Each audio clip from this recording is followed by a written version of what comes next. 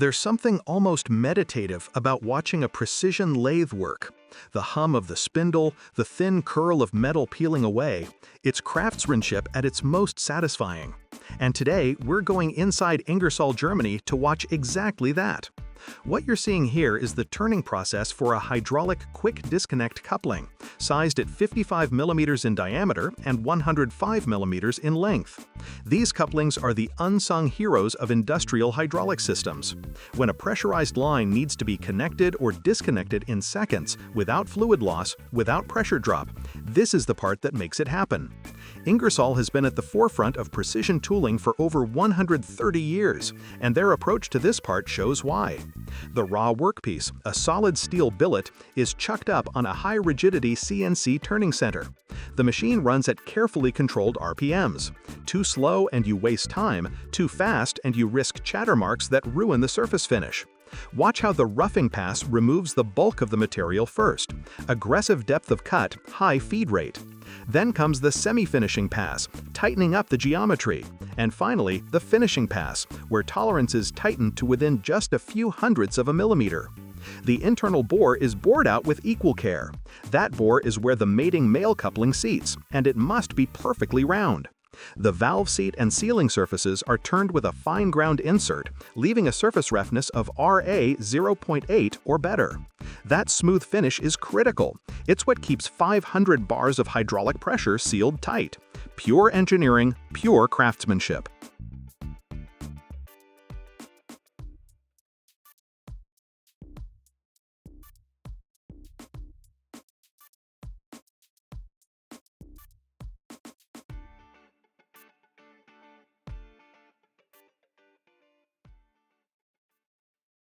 If you've ever stripped a wire, tightened a terminal, or worked a panel box, there's a good chance a pair of pliers was in your hand.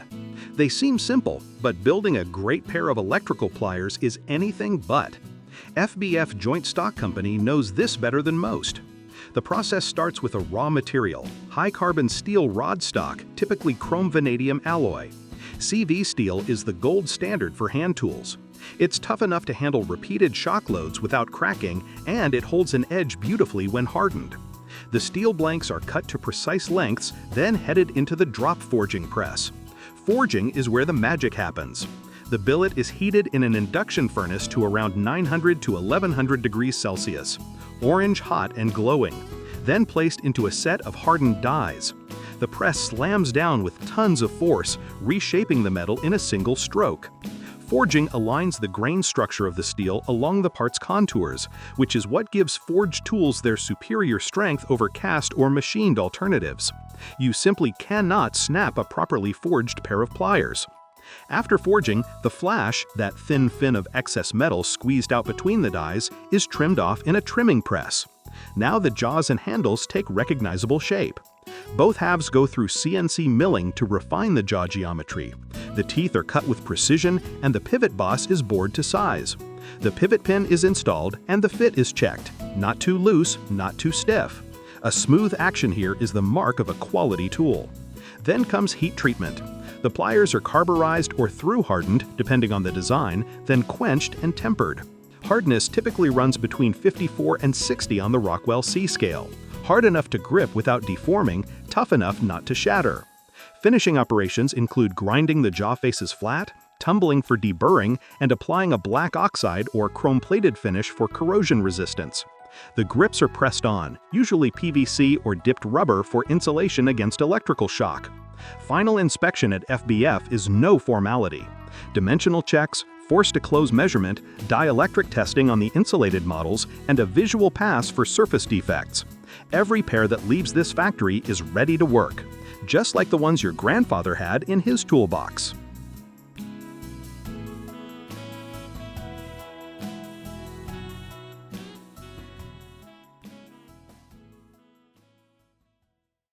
High-speed machining is one of those things that has to be seen to be believed, and the OPS Ingersoll Eagle V9 is one of the best in the world at it.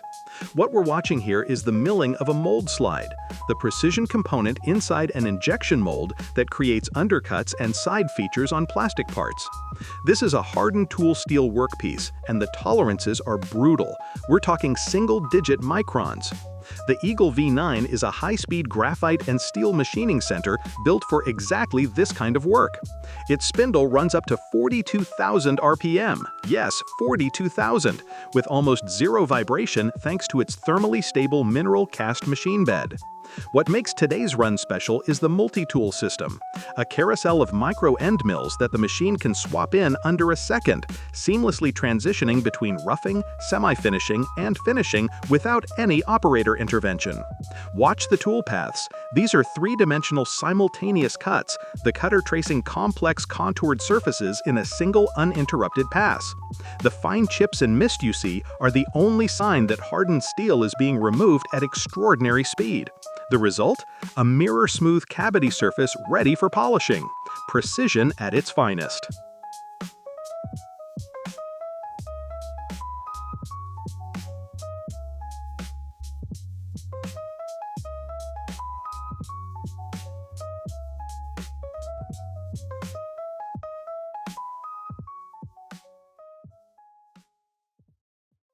There's a reason forging has been around for thousands of years.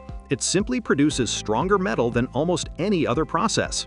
And at Shailesh Forging Workshop, the ancient craft meets modern know-how.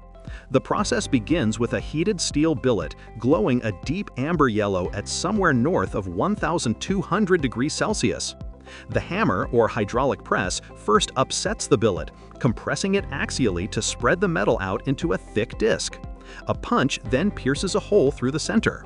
What you now have is a thick, donut-shaped preform called a bloom ring. This is where it gets extraordinary. The bloom is placed on a ring rolling mill. A driven inner roll pushes against the bore, while the outer roll applies pressure from outside. As the ring rotates, the wall gets thinner and the diameter grows, continuously, smoothly, until the ring reaches its final size. There is no seam, no weld, no joint. This is a seamless ring, and its grain structure flows in a perfect circle around its circumference, which is exactly why seamless forged rings are used in jet engines, pressure vessels, and heavy gearboxes. Pure structural integrity, forged from a single piece of steel.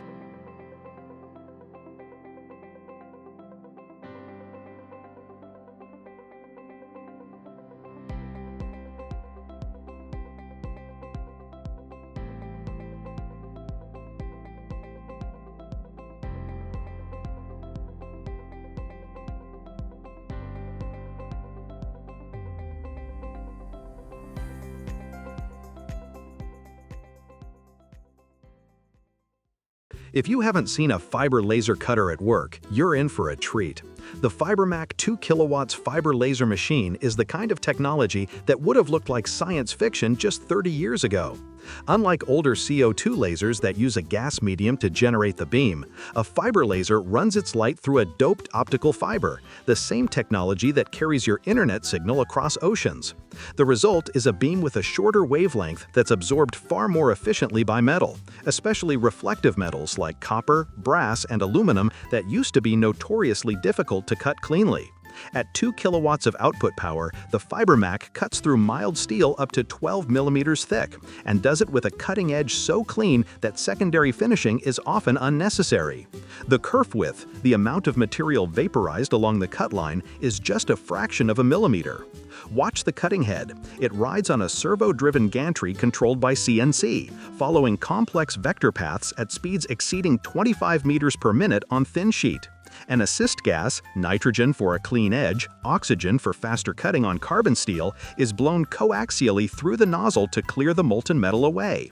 The result is a flat, burr-free edge every single time. Fast, clean, repeatable. This is modern fabrication.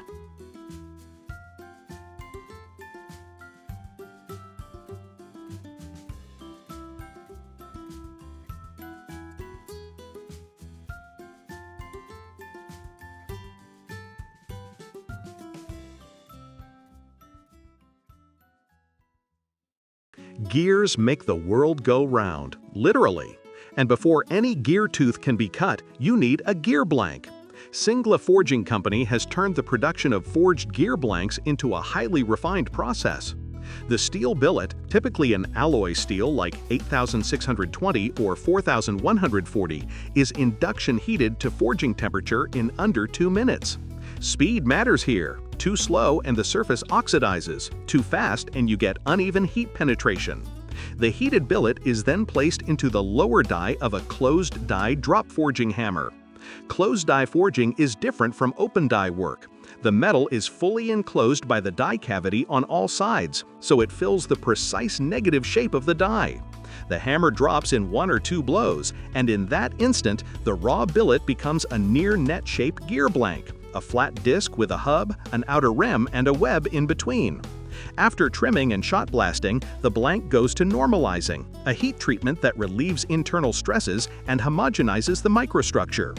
What comes out is a forged gear blank with a dense, oriented grain structure ready for the hobbing or grinding machine. Strong, precise, and built to last. That's the Singla way.